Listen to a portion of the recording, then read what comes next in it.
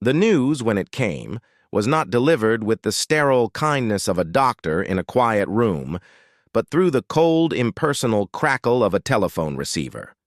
Charles, the Prince of Wales, was in his study at Highgrove, the scent of old leather and wood polish a familiar comfort, when the call was put through. The voice on the other end, a private secretary from the royal medical household, spoke in measured, professional tones. The words he heard seemed to float in the air before their meaning fully crystallized in his mind.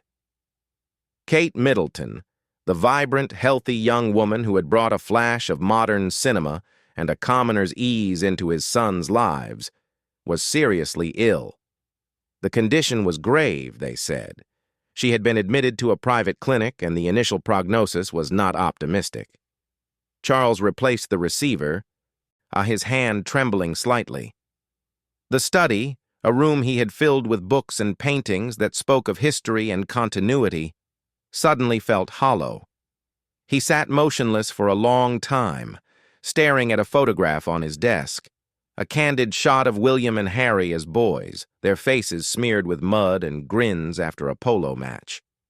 Kate had become a part of that picture, a new thread in the tapestry of his family. A cold dread, sharp and unfamiliar, settled in his chest.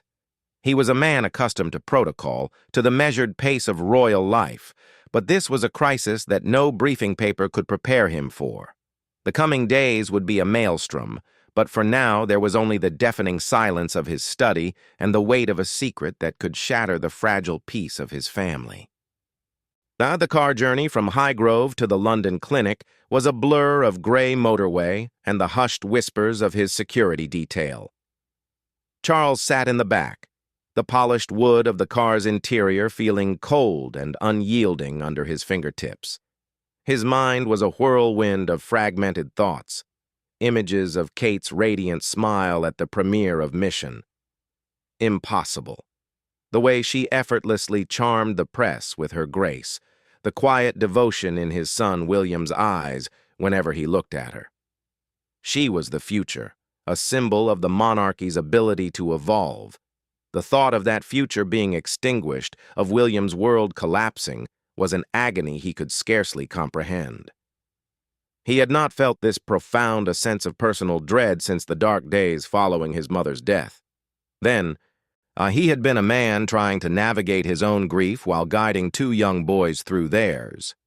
Now, he was a father watching his son stand at the precipice of a similar, devastating loss. He fidgeted with his signet ring, a nervous habit he thought he had conquered in his youth. Every mile that passed felt like an hour, the distance to the clinic not just geographical, but a chasm between the known world and one filled with terrifying uncertainty. The city skyline eventually emerged from the haze, its familiar towers looking alien and indifferent to the private drama about to unfold within their shadows. He braced himself, steeling his emotions into the stoic mask expected of a future king. But beneath it, his heart hammered a frantic, desperate rhythm against his ribs. The private room in the London clinic was a sanctuary of hushed beige and the sterile gleam of medical equipment. Charles stood in the doorway for a moment, the sight before him branding itself onto his memory.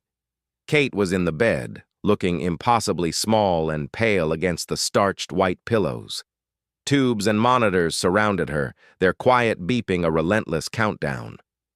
William was in a chair pulled as close to the bed as physically possible, his long frame hunched over, holding her hand in both of his.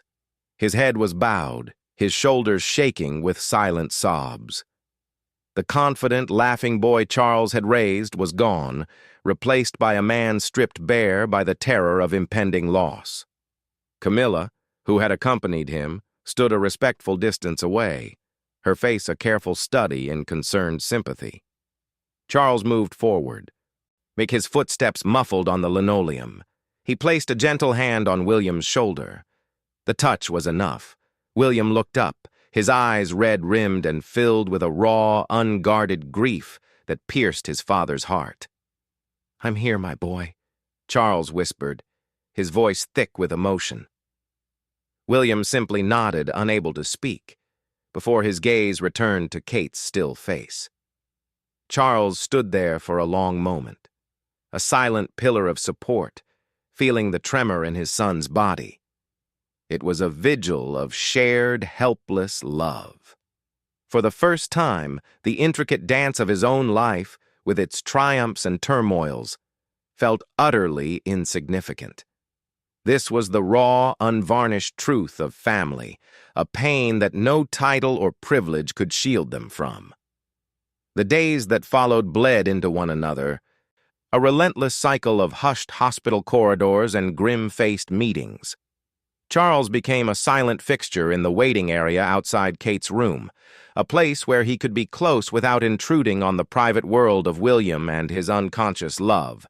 He read reports, signed documents brought by anxious aides, and took calls, all while keeping one eye on the door to room 214. He saw the doctors come and go, their faces revealing nothing. He watched as Carol and Michael Middleton arrived, their own faces etched with a fear he recognized all too well, and he offered them what small comfort he could, a shared cup of tea and a few murmured words. They were from different worlds, yet in this crucible of worry, they were simply two sets of parents bound by a common, terrifying love for a child. He thought of his own mother, of her final days, and the suffocating weight of public expectation that had surrounded that tragedy. He was determined that William would not have to navigate this private hell alone. He remembered the cold, distant formality that had sometimes characterized his own family life and vowed to be different, to be present, to be a father first and a prince second. This vigil was a quiet rebellion against the very institution he was born to lead, a choice to prioritize the human heart over the crown. The weight of it was exhausting, a bone-deep weariness that no amount of sleep could cure, but he would not have been anywhere else. It was on the 5th day, a gray afternoon that matched the mood of the clinic, that the fragile peace shattered. Charles was standing by the window in the waiting area, while watching a fine London drizzle streak the glass, when the sharp, urgent click of heels on the floor announced an arrival. He turned to see Camilla striding towards him, her face a thundercloud of barely suppressed fury. She didn't stop to greet him, instead pushing past him and into the small anteroom off the main corridor where the family often gathered. He followed, a knot of apprehension tightening in his stomach. The moment he entered, she turned on him. "What are you doing, Charles?" Her voice was a harsh whisper, vibrating with anger. "For 5 days you have been sequestered here, in this place. Your country, your duties, they are waiting for you. The world does not stop because of this." Charles stared at her, stunned. "My son needs me, Camilla. His wife is fighting for her life." "And what of my needs?" she shot back, saw her eyes flashing. "I am your wife. I have stood by you, supported you, and yet you disappear into this hospital, shutting me out, making me a spectator in my own marriage. This obsession with William's family is unseemly." The accusation hung in the air, ugly and misdirected. Charles felt a surge of cold anger. "It is not an obsession. It is called being a father."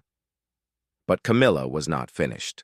Her gaze shifted to the corridor where, as if on cue, William had emerged from Kate's room. He looked gaunt, his eyes hollow with exhaustion. Seeing his father, he walked towards them. As he passed Camilla to enter the room, she saw Charles's hand instinctively reach out and gently clasp William's, a silent gesture of solidarity. William, his face softening just for a moment, squeezed back. In that single and quiet gesture of a father clasping his son's hand, the dam of Camilla's composure broke.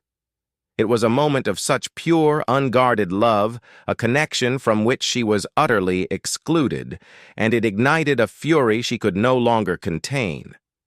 Her eyes fixed on their intertwined fingers, and a look of cold, hard determination settled on her features. Without a word, she stepped forward. With a deliberate, forceful motion, she reached out and placed her hand over theirs, her grip rigid and commanding. "Release him, Charles!" she demanded, her voice no longer a whisper, but a clear, chilling command that cut through the hushed silence of the clinic. "He is a grown man. This clinging helps no one. You are needed elsewhere." The words were a public excoriation, a brutal dismissal of the very essence of fatherly love. William froze, then his eyes widening in shock, first at Camilla, then at his father. The look on his face was a devastating mixture of hurt, confusion, and a deep, instinctive shame, as if he had done something wrong simply by needing his father's comfort. The air in the small anteroom became thick, unbreathable. Charles, for a fleeting second, looked utterly vulnerable, his private solace not just interrupted but violently ripped away in front of his son. Then something in his eyes hardened. It was not anger at Camilla, but a profound, sorrowful disappointment. He slowly, gently, released William's hand, but he did not look away from his son. He held William's gaze, trying to pour every ounce of his love and unwavering support into that single silent look. The message was clear. This is not my choice. This does not change how I feel. And the moment was a brutal public fracture, witnessed by a few stunned staff, a private agony played out on a small, tragic stage, leaving a deeper wound on an already battered family. The silent beeping of the machines from Kate's room continued, a stark, indifferent soundtrack to a uniquely human drama of love, jealousy, and despair.